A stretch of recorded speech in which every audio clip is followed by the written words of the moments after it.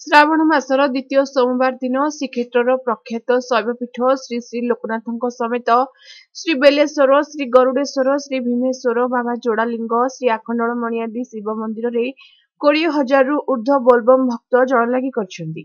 ପୁରୀରେ ଏହି ବୋଲବମ୍ ଯାତ୍ରା 80 ଦଶକରେ ଆରମ୍ଭ ହୋଇଥିଲା। ସେ ସମୟରେ ପୁରୀର 5-7 ଜଣ ମାରୁଆଡି ଯୁବକ ଚନ୍ଦନପୁର ଭାର୍ଗବୀ ନଦୀରୁ ବାହୁଙ୍ଗିରେ ପାଣି ଆଣି ଶ୍ରୀ ଲୋକନାଥଙ୍କ ମନ୍ଦିରରେ ଢାଳିଥିଲେ। ପରେ ଆସିଲା ହିନ୍ଦୀ ଚଳଚ୍ଚିତ୍ର ଗଙ୍ଗାଧାମ। ସେହିଠାରୁ ଏହି କାଁୱଡ ବା ବୋଲବମ୍ ଯାତ୍ରା ସମଗ୍ର ଭାରତରେ ଏକ ଆଧ୍ୟାତ୍ମିକ ଆନ୍ଦୋଳନରେ ପରିଣତ ହୋଇ ବର୍ଷକୁ ବର୍ଷ ବଢି ଚାଲିଛି। ଏହି ଶ୍ରାବଣ ମାସରେ ଭାରତର ସମସ୍ତ ଶୈବ ପୀଠରେ ଲାଗି ରହୁଛି ହଜାରେ ନୁହେଁ ଲକ୍ଷ ସଂଖ୍ୟାରେ ଭକ୍ତଙ୍କ ଭିଡ। ଋଷିକେଶ, ହରିଦ୍ୱାର, ବନାରସ, କଲିକତା, ତାରକେଶ୍ୱର ଓ ବାବା ବୈଦ୍ୟନାଥ ଧାମ ଆଦି ସବୁଠାରେ ଭକ୍ତଙ୍କ ଗହଳିରେ ଗୈରିକ ପରିବେଶ। ଗେରୁଆ ଓ ବାଘଛାଲ ରଙ୍ଗର ପୋଷାକ, ବାହୁଙ୍ଗି, ନଡିଆ ଢାଳ, ବାହୁଙ୍ଗିରେ ଜରି ଏବଂ ପ୍ଲାଷ୍ଟିକର ସାଜସଜ୍ଜା ଆଦି ବ୍ୟବସାୟ ଏବେ ଶହ ଶହ କୋଟି ଟଙ୍କାରେ ପହଞ୍ଚିଲାଣି।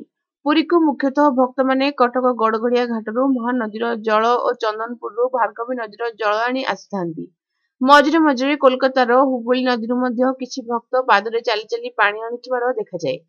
ଧାର୍ମିକ ବିଶ୍ୱାସ ଓ ମାନସିକତା କାରଣରୁ ବର୍ଷକୁ ବର୍ଷ ଭକ୍ତଙ୍କ ସଂଖ୍ୟାରେ ଗୁଣିତକ ହାରରେ ବୃଦ୍ଧି ଘଟୁଥିବା ଦେଖାଯାଏ। ହିନ୍ଦୀ ଭାଷୀ ଅଞ୍ଚଳର ବିପରୀତ ଭାବେ ଓଡ଼ିଶାରେ ମହିଳାମାନେ ଶିବଲିଙ୍ଗକୁ ସ୍ପର୍ଶ କରି ପୂଜା କରିବାର ପରମ୍ପରା ନାହିଁ। କିନ୍ତୁ ଦିନକୁ ଦିନ ବୋଲବମ୍ ଭକ୍ତଙ୍କ ମଧ୍ୟରେ ବୟସାଧିକ୍ୟ ମହିଳାଙ୍କ ଠାରୁ ଆରମ୍ଭ କରି ବାଳିକା ଓ ଶିଶୁଙ୍କ ସଂଖ୍ୟା ବଢି ଚାଲିଛି। ବିହାର, ଝାଡଖଣ୍ଡ ଓ ଉତ୍ତରପ୍ରଦେଶ ଆଦି ରାଜ୍ୟର ଅନେକ ଭକ୍ତ ପରିବାର ସହ ଏହି ଶ୍ରାବଣ ମାସର ସମସ୍ତ ସୋମବାରରେ ଭିନ୍ନ ଭିନ୍ନ ଶିବ ମନ୍ଦିରରେ ଜଳ ଲାଗି କରିଥାନ୍ତି।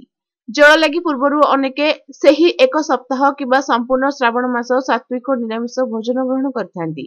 ରାସ୍ତାରେ Bol Bam, Har Har bomb, side bomb, ଭୋଲା ବାବା ପାର୍କ ରେଗା, ଗଞ୍ଜେଇ ଟାଣି ସୋହିଛି ବାବା, ପାଣି ମାଡ କରି ଉଠାଇ ଦବା ଆଦି ସ୍ଲୋଗାନ ଦେଇ ପାଣି ଧରି ଆସୁଥିବା ହଜାର ହଜାର ଭକ୍ତଙ୍କ ଗହଳି କେବଳ ପୁରୀ ସହର ନୁହେଁ, ଭାରତ ସମେତ ଓଡ଼ିଶାର ପ୍ରାୟ ସମସ୍ତ ପ୍ରମୁଖ ଶୈବପୀଠ, କପିଳାସ, ଶ୍ରୀ ଆଖଣ୍ଡଳମଣି ଓ ଶ୍ରୀ ଲିଙ୍ଗରାଜଙ୍କ ପର୍ଯ୍ୟନ୍ତ ସବୁଠାରେ ସାଧାରଣ ଜୀବନଯାତ୍ରା ଓ ଯାନବାହନ ଚଳାଚଳକୁ ପ୍ରଭାବିତ କରୁଥିବା ଦେଖାଯାଏ। ଗୋଷ୍ଠୀଗତ ଭାବେ କିଛି ଦୂରରୁ ଜଳଭାର ଆଣି ଆସୁଥିବା ଭକ୍ତମାନଙ୍କ ବ୍ୟବହାର୍ଯ୍ୟ ସାମଗ୍ରୀ ଧରି ପ୍ରଚଣ୍ଡ ସ୍ୱରରେ ଡିଜେ ବଜାଇ ଆସୁଥିବା ହଜାର ହଜାର ଗାଡି ଟ୍ରାଫିକ୍ ସଜାଡିବା ଦୃଷ୍ଟିରୁ ଅନେକ ପ୍ରଶାସକଙ୍କ ପାଇଁ ମୁଣ୍ଡବିନ୍ଧାର କାରଣ ନିଶ୍ଚୟ। ଭକ୍ତମାନଙ୍କ ସେବା ପାଇଁ ଅନେକ ବଦାନ୍ୟ ବ୍ୟକ୍ତି ଅନୁଷ୍ଠାନଙ୍କ ପକ୍ଷରୁ ପଥ ମଧ୍ୟରେ ମାଗଣା ଖାଦ୍ୟ, ପାନୀୟ, ବିଶ୍ରାମ ଓ ପ୍ରାଥମିକ ଚିକିତ୍ସା ମଧ୍ୟ ଯୋଗାଇ ଦିଆଯାଉଛି।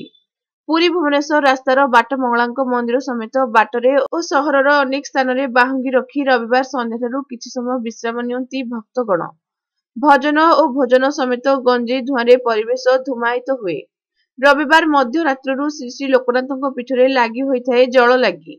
ମନ୍ଦିରର ଟ୍ରଷ୍ଟ ଦ୍ୱାରା ନିର୍ଦ୍ଧାରିତ ନିର୍ଦ୍ଦିଷ୍ଟ ଫିସ୍ ଦାଖଲ କରି ଭକ୍ତମାନେ ପାର୍ବତୀ ସାଗର ପଛ ପାର୍ଶ୍ୱରେ ବ୍ୟାରିକେଡ୍ ମଧ୍ୟରେ ବୁଲି ବୁଲି ଯାଇ ବାବା ଲୋକନାଥଙ୍କ ଗମ୍ଭୀରରେ ଜଳ ଲାଗି କରିଥାନ୍ତି।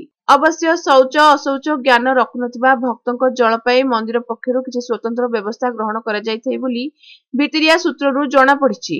ଜଳ ଲାଗି ପରେ ଭକ୍ତମାନେ ଶ୍ରୀମନ୍ଦିରରେ ଚତୁର୍ଦ୍ଧାମୂର୍ତ୍ତିଙ୍କୁ ଦର୍ଶନ କରିବା ସହ ଘର ପାଇଁ ଖଜା, ଶ୍ରୀ ମହାପ୍ରସାଦ ଓ ନିର୍ମାଲ୍ୟ ଆଦି କିଣି ଫେରିଥାନ୍ତି। ଦ୍ୱିତୀୟ ପାଳି ଅବସରରେ କିଛି ଭକ୍ତ ଜଣେ ପରିତ୍ୟକ୍ତ ନବଜାତକୁ ଉଦ୍ଧାର କରି ପ୍ରଶାସନକୁ ହସ୍ତାନ୍ତର କରିଥିବା ଜଣାଯାଇଛି। ଶ୍ରାବଣୀର ଶୁଭ ଅବସରରେ ଆମେ ଦୃଷ୍ଟି ପରିବାର ପକ୍ଷରୁ ସମସ୍ତ ଭକ୍ତଗଣଙ୍କୁ ଯଥାମାନ୍ୟ ଶୁଭେଚ୍ଛା ଜ୍ଞାପନ କରିବା ସହ ସଂସ୍କୃତିକୁ ବିକୃତ ନ କରିବା ଓ ପ୍ରଶାସନ ଏବଂ ସାଧାରଣ ପଥଚାରୀଙ୍କ ପ୍ରତି ସମ୍ବେଦନଶୀଳ ହେବା ନିମନ୍ତେ ନିବେଦନ କରୁଛୁ।